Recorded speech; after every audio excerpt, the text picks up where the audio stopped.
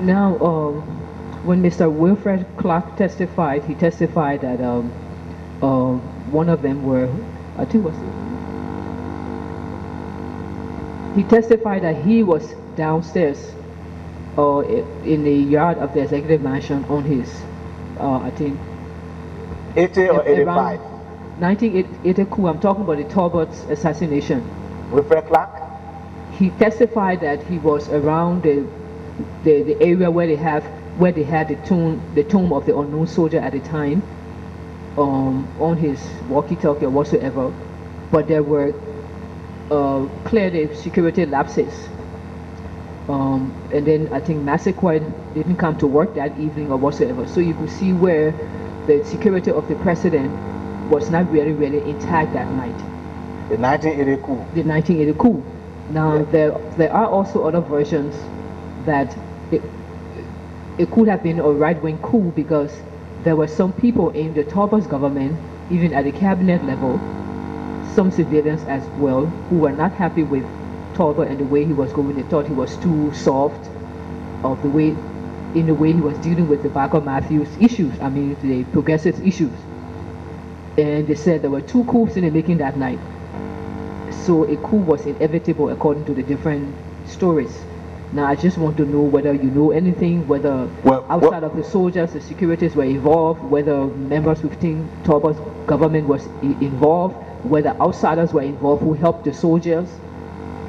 Well, what we heard, some of the people we talked to at the time, because after the coup, we and these soldiers, we all were friends, moving up and down.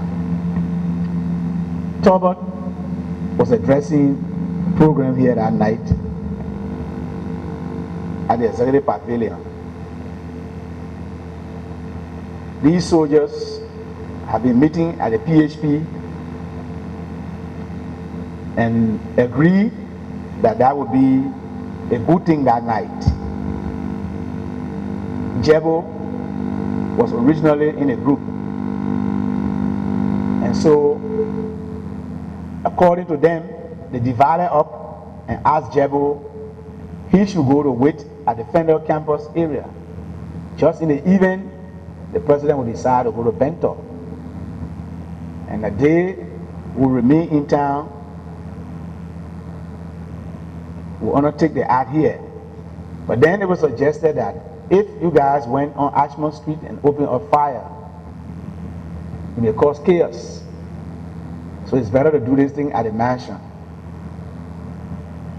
So Jebo remained where he was until Tolbert left from there and decided that he would not go to Bento. In any event, there was still another group here. Now, as to what Wilfred Clark said, he was around. He must be at the mansion at the time. What security structure or operation they had in place that night, I don't know. But after the coup, and we begin to sit on table and talk, we begin to hear how plans were carried out and how they were successful.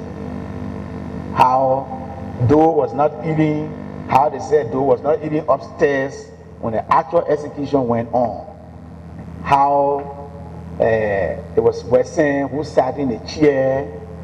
Podia was saying that Wesson sat in the chair, and Kuwamba twins him a man move on the chair now for the chair for the master. The master coming, sending for the master, all that stuff. They told us the story, because we and then interacted at length. But it was, in my mind, from what they said, it was their making. And they said that they would not see these guys, Barker's Matthews. Everybody had their relatives there. Oscar Kia came from the southeast. So everybody was protecting their own people. They wanted to make sure that their people didn't die that kind of death.